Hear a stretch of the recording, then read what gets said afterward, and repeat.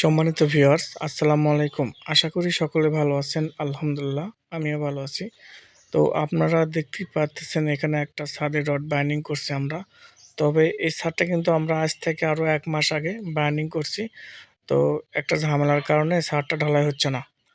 তো পাশের বিল্ডিং আলা এনাদের উপরে একটু মামলা করছে এবং অভিযোগ করছে।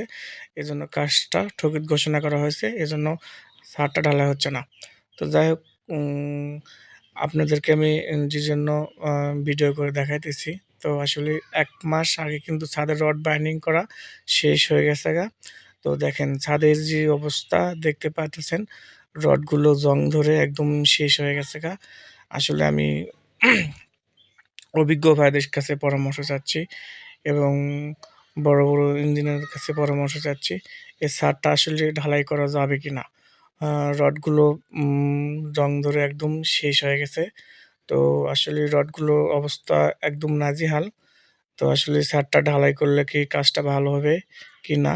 আমি অভিজ্ঞ ভাইদের কাছে পরামর্শ চাচ্ছি। তো ছাদ বার্নিং করার ১ মাস পরেও দেখেন কি অবস্থা। তো আশা করি সবাই ভালো থাকবেন। আর আমাকে অবশ্যই জানিয়ে দিবেন।